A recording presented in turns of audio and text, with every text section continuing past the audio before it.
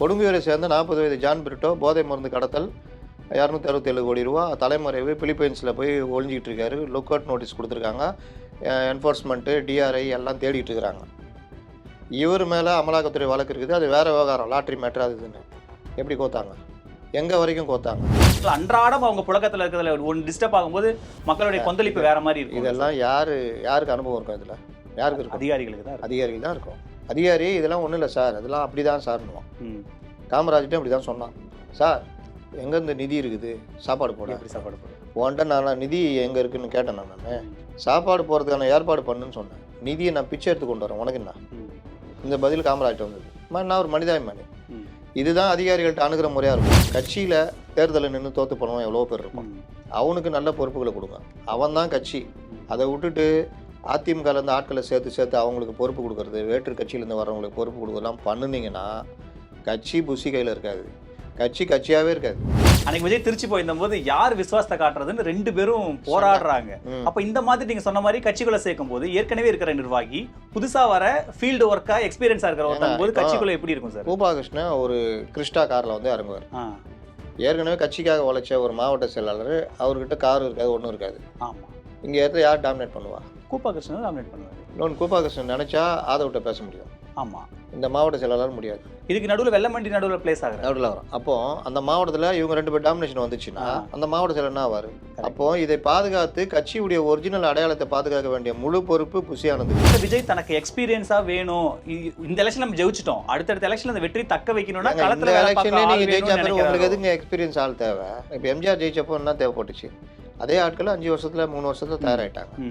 இஸ்லாமியர்களுக்காக வக்போர்டு இஸ்லாமியர்களுக்கு மட்டும்தான், அதில் வர்ற நிதியும் இஸ்லாமிய சமுதாய பணிகளுக்கு தான் அப்படின்னு சொல்கிறது தான் புது வக்பு திருத்த மசோதா. அப்போ இதை ரொம்ப டெக்னிக்காக தாவேகா கையாளணும். இவங்க என்ன பண்ணுறாரு? அவரு உட்காந்து தாவேகா கட்சியோட நிலைப்பாடு அவர் பேசிகிட்டு இருக்காரு. இது எப்படி சரியாக இருக்கும்? எப்படி அனுமதிக்கிறீங்க? செயலாளர் பேசினதுலேருந்து மின்வெட்டு படிப்படியாக டெவலப் ஆகிறதுலேருந்து சட்டம் ஒழுங்கு அங்கே ஒன்று இங்கே ஒன்று, அது அப்படியே பெரிய முழுக்க இது அரசுக்கு கெட்ட பேர் உருவாக்கு, நெருக்கடியை உருவாக்கு. இப்போ உள்ளாட்சி தேர்தல் வரப்போகுது. ஆமாம், வந்துச்சுன்னா இதெல்லாம் பெருசாகி இப்போ இன்னைக்கு சரி பண்ணி மின்வெட்டே இல்லாமல் பண்ணிட்டாங்க. இன்னைக்கு சரி பண்ணி சட்டம் ஒழுங்கு ஓரளவு சரி பண்ணிட்டாங்கன்னா இதை எடுத்து இப்பவும் பேசிகிட்டு இருப்பாங்க. அந்த உள்ளாட்சி தேர்தல் வரைக்கும் பேசுவாங்க. திமுக அந்த மாதிரி. ஜான் பிரிட்டோ, கொடுங்கையூரை சேர்ந்த 40 வயது ஜான் பிரிட்டோ. லீமா ரோஸுடைய தம்பி 57 வயது கோவையை சேர்ந்த ஜான் பிரிட்டோ. எப்படி கொண்டு போனாங்க? கொடுங்கையூரை சேர்ந்த 40 வயது ஜான் பிரிட்டோ போதை மருந்து கடத்தல் 267 கோடி ரூபா தலைமறைவு பிலிப்பைன்ஸில் போய் ஒழிஞ்சிக்கிட்டு இருக்காரு. லுக் அவுட் நோட்டீஸ் கொடுத்துருக்காங்க. என்ஃபோர்ஸ்மெண்ட்டு டிஆர்ஐ எல்லாம் தேடிட்டு இருக்கிறாங்க. இவர் மேலே அமலாக்கத்துறை வழக்கு இருக்குது. அது வேறு விவகாரம், லாட்ரி மேட்ரு அது இதுன்னு. எப்படி கோத்தாங்க? எங்கே வரைக்கும் கோத்தாங்க? ஒரு பிரபல நாளிதழ் ஆதவ் அர்ஜுனா, லீமா ரோஸ், ஆதவுடைய மனைவி, அவங்க பொது வாழ்க்கையில் இருக்காங்களா? ஃபோட்டோவை போட்டு இவர் கொள்ளடிக்கிறாரு. போதை மருந்து மூலமாக வந்த பணம் இவர்களுக்கு முறையற்ற வகையில் தொழில் முதலீடுகளாக மாற்றப்படின்னு போடுறாங்க. இன்றைக்கி இதை வச்சுக்கிட்டு வாட்ஸ்அப் தகவலை நம்பிக்கிட்டு பலரும் இதை பேசி நோட்டீஸ் வாங்கிறதுக்கு ரெடியாகிறாங்க. அவர் ப்ரெஸ் மீட்டு கொடுத்துமே அது போய் சேரலை. அவருக்கு ப்ரெஸ் மீட்டே கொடுக்க தெரில. நான் தான் அந்த ஜான் பிரிட்டோன்னு பின்னாடி சொன்னால் அதையும் சொல்லுவார் போல். நான் தான் போதை மருந்து கடத்தின ஜான் பிரிட்டோன்னு சொல்லுவார் போல். அவருக்கு என்ன சொல்லணும்னு தெரியல. ஓப்பனாக அடிக்கணும். இவங்களுக்கு அதெல்லாம் அனுபவம் இருக்காதுல்ல. அதான் பிரச்சனை. ப்ரெஸ் மீட்டு கொடுக்குற லெவலுக்கு தான் இன்றைக்கி ஊடகங்கள் இருக்குன்ற, சமூக வலைதளங்கள் இருக்குது, தெரிந்தே பரப்புகிறார்கள். பட் இதெல்லாம் அரசு கண்காணிக்கணும்ல. இந்த மாதிரி நம்ம ஒரு 1 மந்த்லயே நமக்கு எதிராக சில நரேஷன் செட் ஆகுது. அஃப்கோர்ஸ் விஜய் வராரு, அவர் கரிஷ்மா எல்லாத்தையும் மேட்ச் பண்ணுதுங்கிறது ஓகே.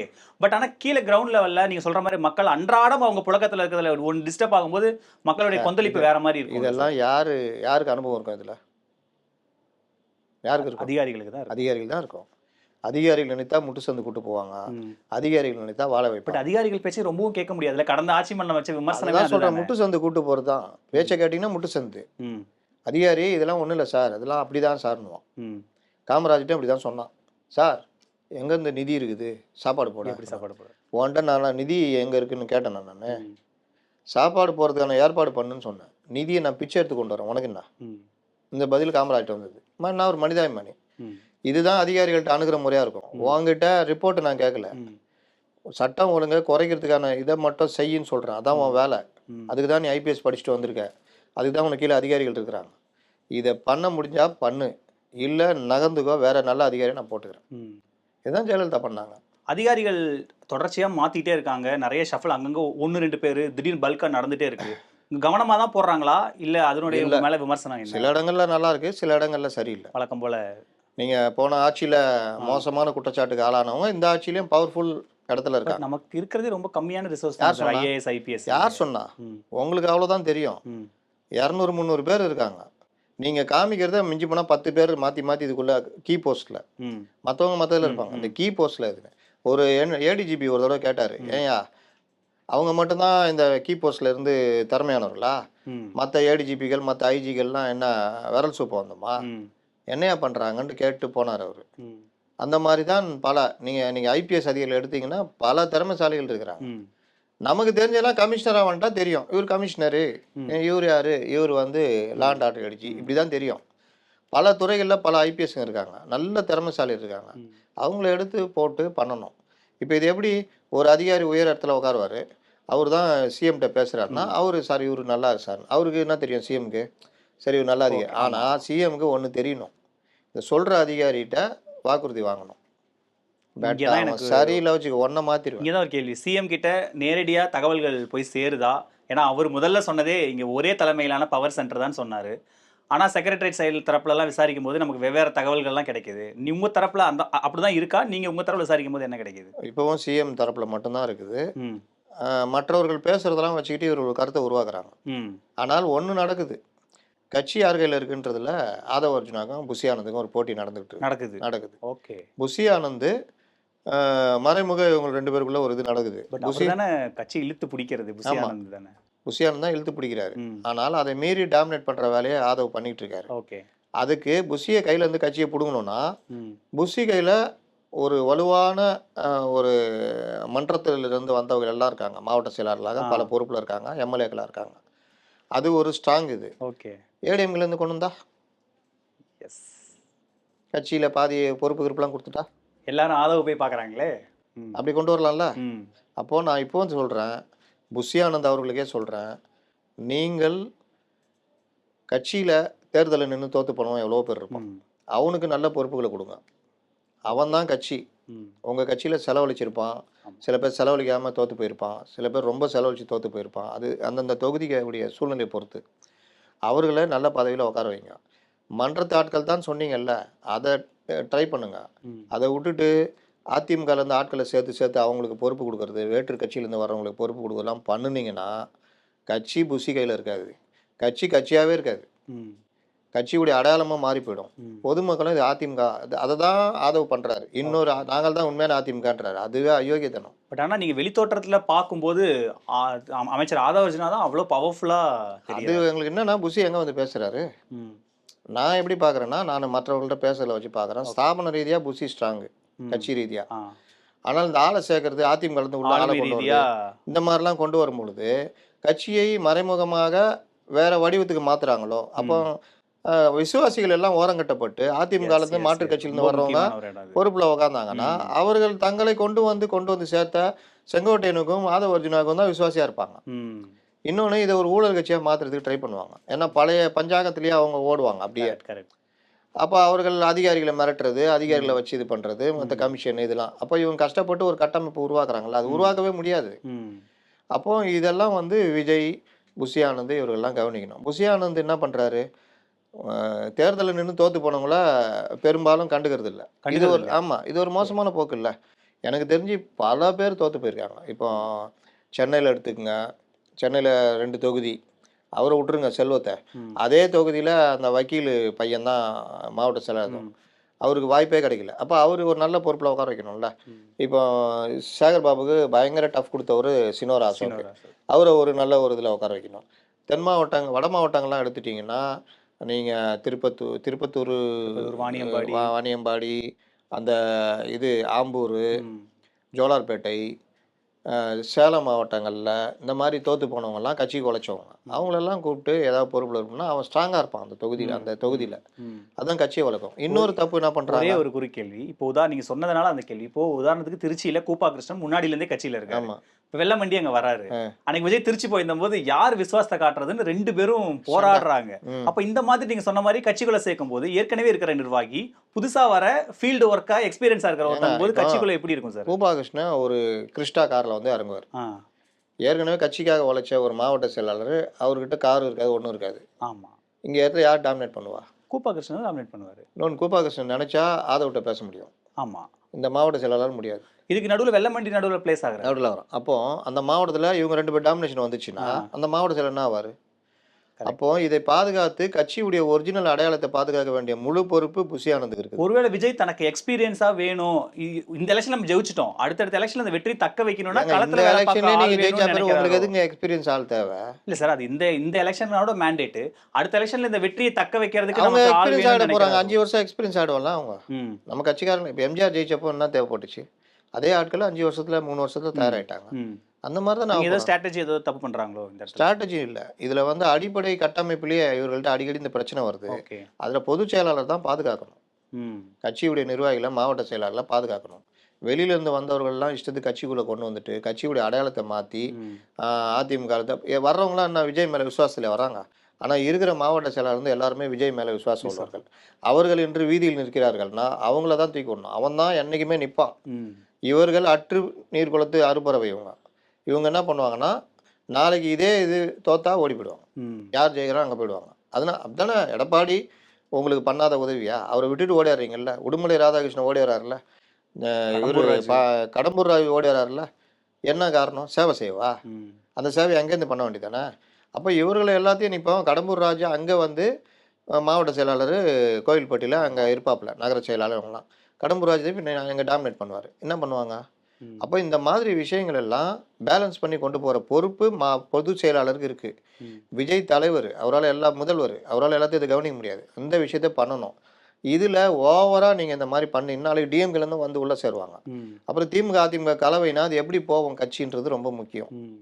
அப்போ இப்போ கட்சிக்காக உழைச்சவன், கட்சிக்காக தேர்தலில் நின்று செலவு பண்ணி நடுத்தரில் நிற்கிறவனை அவனை நீங்கள் தூக்கி விட்டாதான் அவன் நாளைக்கு விசுவாசமாக இருப்பான். அவன் தான் புஷி மேலே விசுவாசமாக இருப்பான், விஜய் மேலே விசுவாசமாக இருப்பான், கட்சி மேலே விசுவாசம் இருப்பான். இவர்கள் எல்லோரும் வெளியிலிருந்து வந்தவர்கள். ரெட்டை இலை உதயசூரியன் வர்றவங்கள நீங்கள் அவன் என்னைக்கு வேணாலும் மறுபடியும் ரெட்டை இலைக்கும் உதயசூரியனுக்கும் இல்லாட்டி நாளைக்கு அண்ணாமலை வெயிட்டானா அண்ணாமலைட்டையும் போயிடுவாங்க. என்ன வேணால் பண்ணுவாங்க. அப்போ நீங்கள் அதை ரொம்ப முக்கியமாக பார்க்கணும். கட்சிக்கு பலம் தேவை தான். ஆனால் சொந்த கட்சி ஆளுகளை புறக்கணித்து விட்டு நம்ம வீட்டு பிள்ளைய வாழ வச்சுட்டு சோறு போட்டுட்டு நீங்கள் வெளியில் சோறு போடணும். நம்ம வீட்டு பிள்ளைய பட்னி போட்டு வெளியே போட்டிங்கன்னா முஸ்லீம் லீக் கட்சிக்கு இந்த திராவிடர் கட்சிகள் குறிப்பாக திமுக அந்த வக்போர்டு என்னமோ அவங்களுக்கே சொந்தம்னு தூக்கி அவங்களுக்கே தாரவாத்து கொடுக்குறது. இன்னை வரைக்கும் அவங்க கையில் தான் இருக்குது. அது இப்போ முஸ்லீம் லீக் கட்சி இங்கே வந்து ஆதரவு கொடுக்குது. முதல் கண்டிஷன் என்ன? எங்கள்கிட்ட வக்போர்டு இருக்கணும்னு. அது என்ன சரி? வேற ஏதாவது வாரியம் கொடுங்க. அப்போ வக்போர்டுன்றது வெளியில வந்தால்தான். ஷாஜகானும் அதை பற்றி தான் 2-3 பிரச்சனை. என்ன உங்களுக்கு புரிதல் இருக்குது வக்போர்டு பற்றி? வக்பு திருத்த மசோதா பற்றி எல்லாம் தெரிஞ்ச மாதிரி பேசினுக்கிறார் அவர். பழைய புது வக்பு திருத்த மசோதா அவ்வளோ ஏழை முஸ்லீம்களுக்கு. நான் அந்த லிஸ்ட் எடுத்து பேசணும்னு வச்சுக்கிங்க. இந்த வக்பு நிலங்கள் எங்கெங்கெல்லாம் போயிருக்கு, நான் முஸ்லீமுக்கு எவ்வளோ போயிருக்குன்னு பேசினா ஓடி போயிடுவாங்க. அவ்வளோ நடக்குது இப்போ வரைக்கும். அப்போ அந்த சிஸ்டத்தை வேணுன்றாங்க இவங்க. இந்த சிஸ்டம் தப்பு. இஸ்லாமியர்களுக்காக வக்போர்டு இஸ்லாமியர்களுக்கு மட்டும்தான், அதில் வர்ற நிதியும் இஸ்லாமிய சமுதாய பணிகளுக்கு தான் அப்படின்னு சொல்கிறது தான் புது வக்பு திருத்த மசோதா. அப்போ இதை ரொம்ப டெக்னிக்காக தாவேகா கையாளணும். இவங்க என்ன பண்ணுறாரு? அவரு உட்காந்து தாவேகா கட்சியோட நிலைப்பாடு அவர் பேசிகிட்டு இருக்காரு. இது எப்படி சரியாக இருக்கும்? எப்படி அனுமதிக்கிறீங்க? உங்கள் கூட்டணியில் ஒரு அமைச்சரவை, அவர் பழைய திமுகவுடைய தான் தொடரும்னு அவர் எப்படிங்க சொல்லலாம்? நீங்கள் உடனே கூப்பிட்டு அவரை இது பண்ணுமா வேணாவா?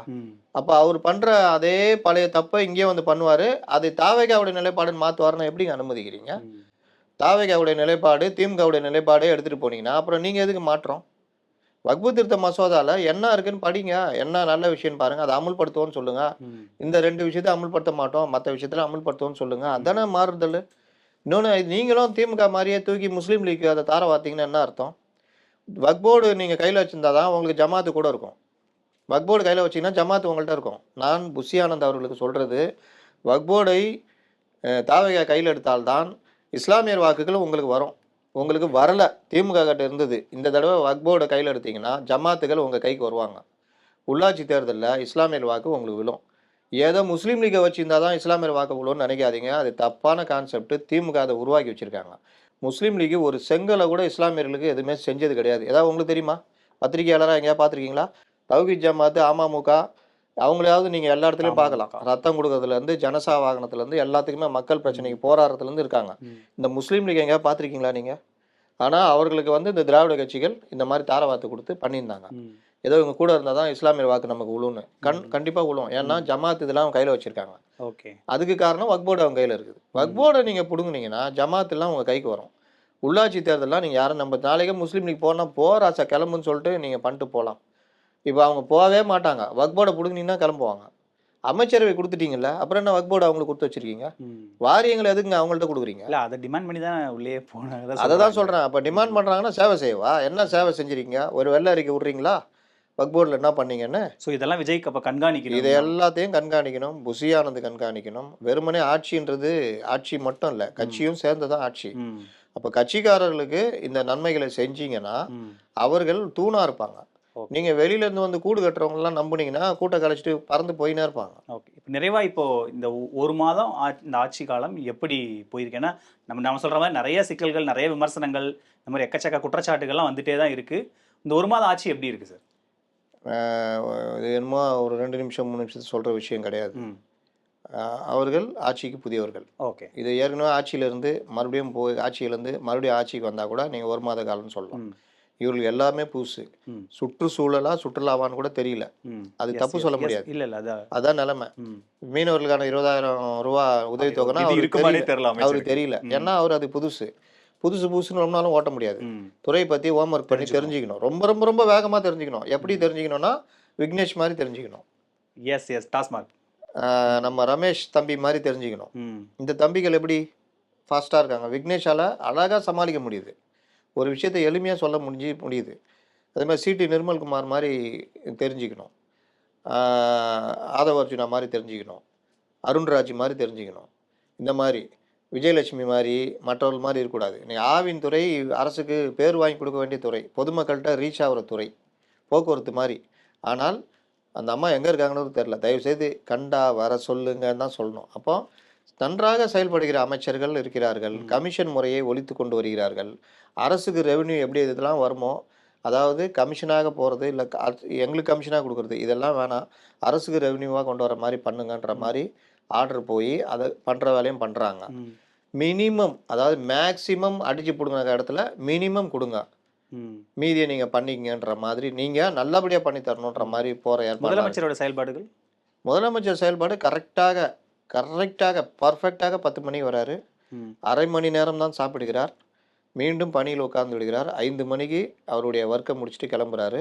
அதுக்கப்புறம் கேம்ப் ஆஃபீஸு அவருடைய பட்டினப்பாக்கம் அலுவலகத்தில் மற்றவர்களை சந்திக்கிறார். 6 வயசுலலாம் ரவுண்ட்ஸ் போகிறாருன்னு சொல்கிறாங்க. ஐயோ, இந்த யூடியூபர்களை வச்சுக்கிட்டு எவனையா பிடிச்சி அடிச்சு போட போகிறாங்க, இல்லாட்டி எவனையா பிடிச்சி எதாவது பண்ண போகிறாங்க. அந்த மாறு வேஷத்தில் போகிறாரெல்லாம் எதுங்க போனோம்? ஒரு உளவுத்துறை ரிப்போர்ட்டை ஒழுங்காக வாங்கினால மாறு வேஷம் தாங்க. அதனால அவங்க நிர்வாகிகள் தான் அதை பேசுகிறாங்க. கொடுங்க, அது பாவம் குழந்தைகள், பச்சை குழந்தைகள். ஓகே, அப்போ இந்த மாதிரி விஷயங்கள்லாம் அவர் பர்ஃபெக்டாக அவர் பண்ணிக்கிட்டு இருக்காரு. ஒரு மாதத்தில் நீங்கள் எதுலேயுமே முடிவு பண்ண முடியாது. உங்களுடைய யூடியூப் சேனல் எப்போ ஆரம்பிச்சிங்க? இப்போ தான் சார் ஒரு 15. என்ன புரிஞ்சுக்கிட்டீங்க நீங்கள்? இன்னும் புரிஞ்சிக்கல, இன்னும் நிறைய கடை. அதோடைய அல்காரிதம் புரிஞ்சுக்கிட்டீங்களா? இல்லை அதுக்குள்ளே பின்னாடி இருக்கிற டேட்டாஸ் புரிஞ்சு? 3 மாதம் ஆகும். அப்படி தான் இதுவும். கல்யாணம் ஆனால உங்களுக்கு முறையான இல்லற வாழ்க்கைக்கே 1 மாதம் 2 மாதம் ஆகும். அந்த மாதிரி தான் இது எல்லாமே. ஸோ பொறுத்திருந்து பார்ப்போம் சார். இவ்வளோ நேரம் உங்கள் நேரத்தை எங்களோட செலவழிச்சதுக்கு ரொம்ப நன்றி சார்.